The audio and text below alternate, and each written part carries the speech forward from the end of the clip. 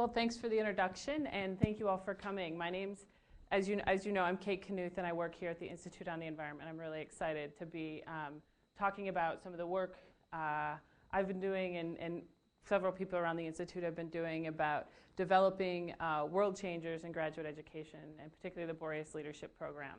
So I want to start with one of my key things that I work from, one of my key foundations is I like people. These are some people that I work with in politics. They're organizing an event for one of their fellow friends who just beat cancer. Awesome. People celebrate with each other. These are some other people I like. They dress themselves and their babies up for Halloween with lights. They take ridiculous selfies when they're out doing things in the community. And if you might, sometimes environmentalists can say, oh, you don't really like people. Well, biologically, you should be programmed to at least like these kind of people with their cute cheeks, and from Minnesota, a super cute Minnesota t-shirt and knitted hat.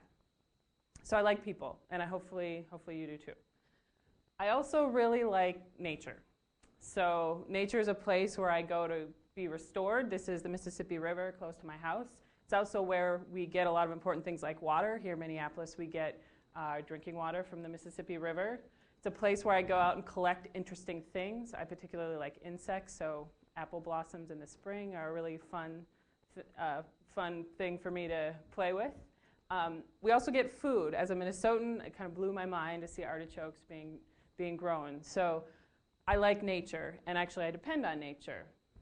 And luckily, these things are together, people and nature, on this one green and blue earth. The challenge is, and what a lot of people around here work on, we're coming up against some boundaries. So these are some planetary boundaries. Folks around the Institute of the Environment have worked on this. We're going past biodiversity loss, nitrogen cycling, ocean acidification, climate change.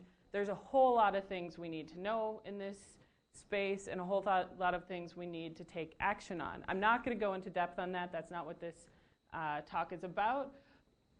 But I want to focus on the action part. So what do we do to solve some of these challenges? We could pass laws. Here in Minnesota, this is the State House floor. I worked there for several years. We send our students to go observe. They go to rallies. Professors go testify. And hopefully we get the policy right to help us solve some of these challenges. We can do some technology things. I was just up in Canada. This will be the first post-combustion carbon capture storage installation in Saskatchewan, so we can kind of retrofit our energy system. Or we can put a new energy system out. Here we've got a natural gas plant right next to a solar plant, or distributed solar. So we can retrofit our technology. We can do laws. We can think about technology and businesses. We can figure out how to grow our food in new and better ways. Here at the University of Minnesota, we have the legacy of Norman Borlaug when we think about this, and his impact in figuring out how to feed the world. And now we have John Foley thinking about how to feed the world without destroying the planet. So there's a lot of things we can do to solve some of these challenges.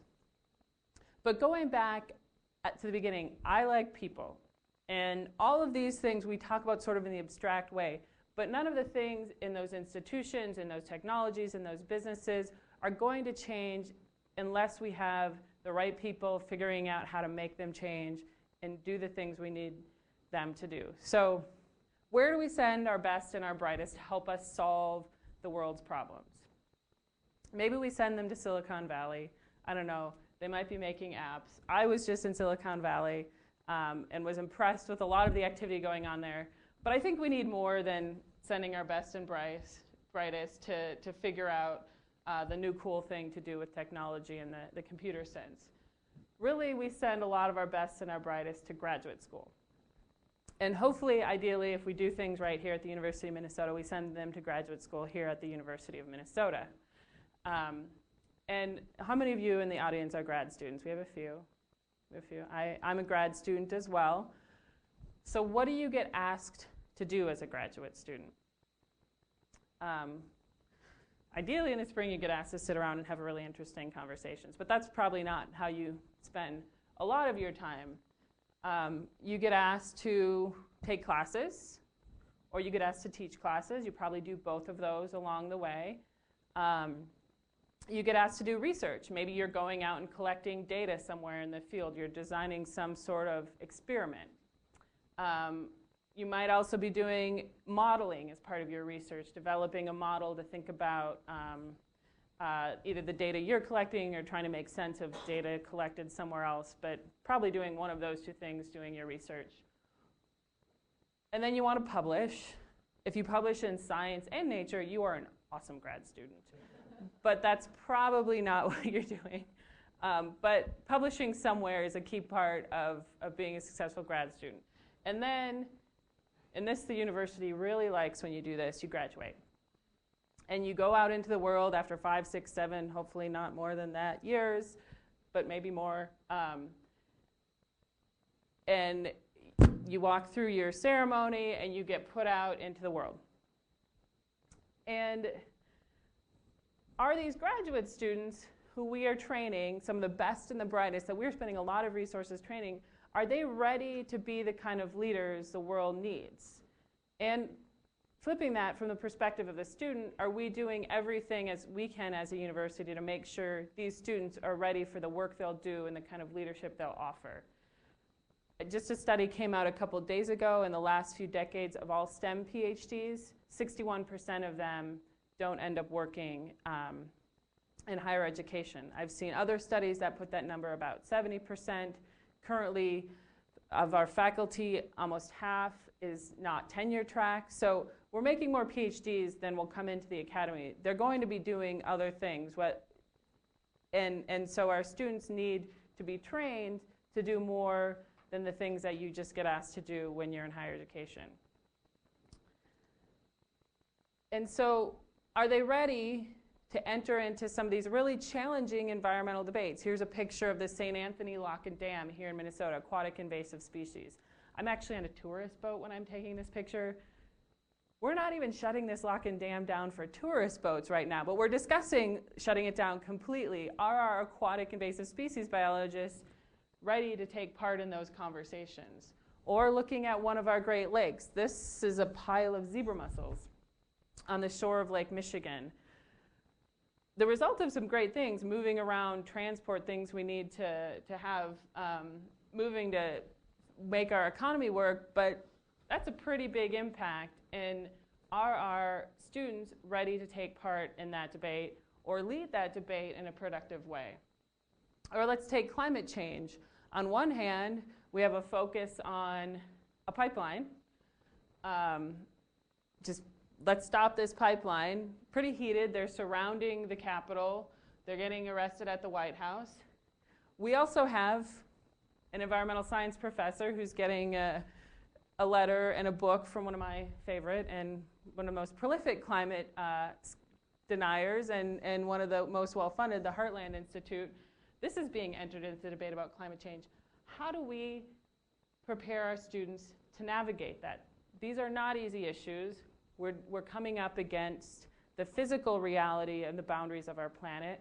We're coming up against things we need to do to make our economy work, having impacts such as moving around carp and zebra mussels. And we're in really heated debates where people are getting arrested, where social movements are being developed on really pretty extreme ends of the spectrum. And we need our students to be prepared to kind of navigate and help us get through the middle. We need more than just biologists. We need more than policy analysts, architects, lawyers. We need leaders. And we need leaders who are going to help us figure out our way through these solutions, who are going to help us manage our way through these solutions. So that's where the Institute on the Environment comes in. We're a very solutions-focused place. We do research, we do collaborative work, and we do education. Our education work is specifically focused on leadership development. And with undergrads, we have a minor in sustainability. We have a great program called ACARA that works with both undergraduate, graduate students focused specifically on social ventures. And then the program I lead, which is called Boreas. Boreas is the Greek god of the north wind. For those of you who don't know, that's where the name comes from. And with Boreas, we work to train and develop the next generation of world changers to catalyze social and environmental solutions. We offer co-curricular programming that builds on the strengths of graduate education to create effective change agents. So what does that mean? We think graduate school does some really amazing things. It teaches people how to think more rigorously, how to write, how to analyze, how to be critical, how to gather data. Really goes deep into a level, area of expertise that's awesome. But there's some things that graduate education doesn't do quite as well. How do you communicate well? How do you work with a diverse group of people? How do you navigate through some of these really challenging, vexing challenges of our time? And how do you help get people to come along with you and do that? So what we like to say at Boreas is we fill in some of the gaps of graduate education.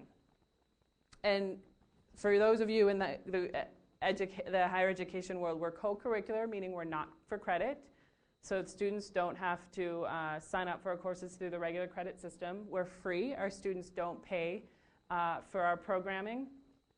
And it's where we are there and available for when students choose to get involved in our programming. And we try to offer and think we offer valuable training and activities for these students. So to put that, what we do in black and white terms, the way I think about Boreas programming is we focus on skills and we focus on culture to help develop world changers. So let's go first. Skills are easier to talk about than culture, so I'm going to start with skills. And the way we do skills development is we have workshops that are anywhere from a half a day to 2 days, and they're offered both semesters, and students sign up when it works for them. And we really try to make these workshops as sort of hands-on and interactive as possible. And we bring in people, we bring in experts, not in the university experts like in content experts, but experts in a way of working. So we bring in journalists. We've brought in the editor of the Pioneer Press. We recently had a negotiations workshop taught by a former Speaker of the House. Our own communication staff here at INE helps teach some of these workshops. So we really try to bring in people who are doing this stuff from beyond the university itself. And we offer our skills workshops in 4 key areas. So communications and media is a really pretty self-explanatory one. This is actually the environment reporter from public radio doing an interview with one of our students. So communications and media is presentation design, interacting with the media, so interviews, writing op-eds, telling your story. So how do you talk about what you're doing in a way that people can really grab onto? So things like that go in the communication and media. We do integrative leadership, and this is kind of a University of Minnesota focus in terms of a community of practice around leadership. What we mean by integrative leadership is working across, how do you work across boundaries to move forward in a common way? So a lot of our environmental solutions bring together a lot of different viewpoints, a lot of different perspectives, a lot of different interests, and how do we not find consensus, but how do we move together in a common way and make progress? And we work specifically with the Center for Integrative Leadership doing that. This is a picture of a couple of our students doing design thinking exercise, so getting a little creative and using play in a way to think through rigorously how you might solve some challenges. So at the core, how do you work across boundaries to move forward in a common way? We offer workshops in what we call public skills. Putting it briefly, how do you work more effectively as a citizen and colleague? So how do you run a good meeting? How do you engage with the legislative process? How do you negotiate? These are the focus of our public skills workshops. This is our newest area for skills workshops, but we're finding a lot of interest in it. And then finally, we have systems thinking and tools. So environmental issues cross a lot of disciplines, and that sometimes can, in an academic sense, can feel like it's less rigorous. Systems thinking and tools is a way to rigorously work across disciplines and bring in different perspectives and put them in to a model that helps you think about the problems and the challenges and then the potential solutions coming out of that. So when we think about all of our skills, they're helping our students be better communicators, be better at working with groups of people, many varying different groups of people, and then thinking about working across a lot of boundaries, be they disciplinary, be they sector, be they cultural, basically working with different kinds of people to figure out our way through these challenges. So those are our skills. Now let's go to culture. This one's a little more squishy, but I think as if not more important. And to kind of get at this, I have to tell you a little bit about where I'm coming from when I think about it. So I was involved in Scouts, and I was involved in marching band. And those are, yes, pictures of me wearing somewhat ridiculous uniforms that I've just put up for my colleagues to see.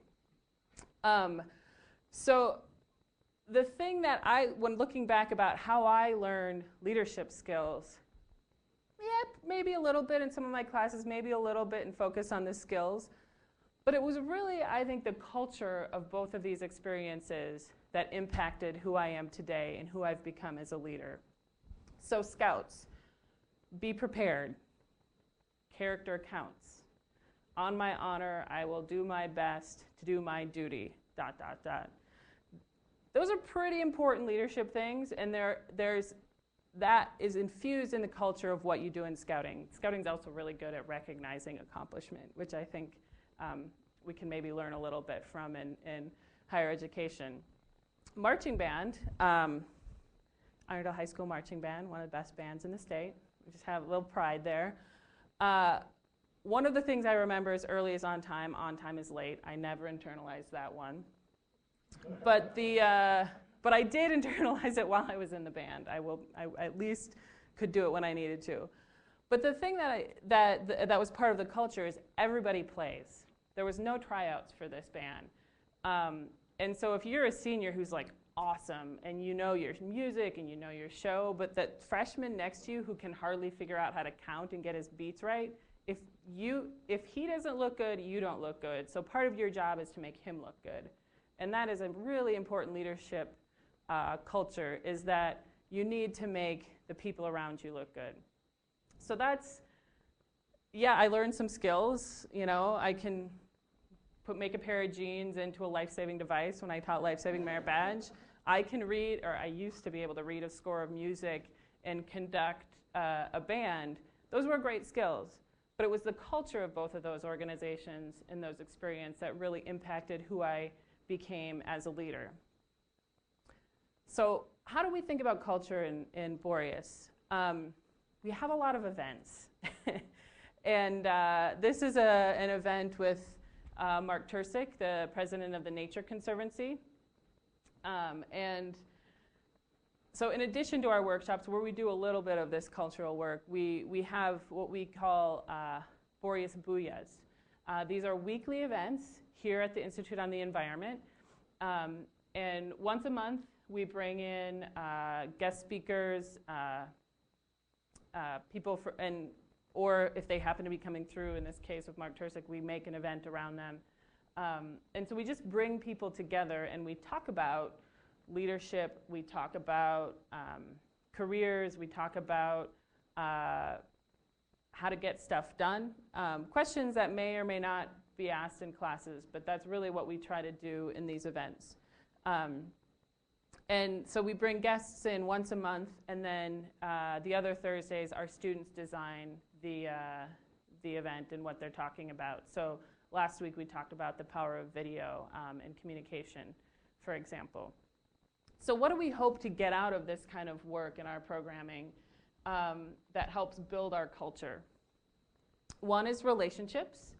And so Boreas is sort of the rare, like the Institute of the Environment, programming at the university that works across all colleges and disciplines. So we try to bring people together from a lot of different disciplinary perspectives. So in this picture, I'm in the conservation biology program, bio-based products and engineering. They're meeting a business guy from the tenant company. The guy in the middle studies space weather. The guy next to him studies the urban heat island. The woman next to him studies the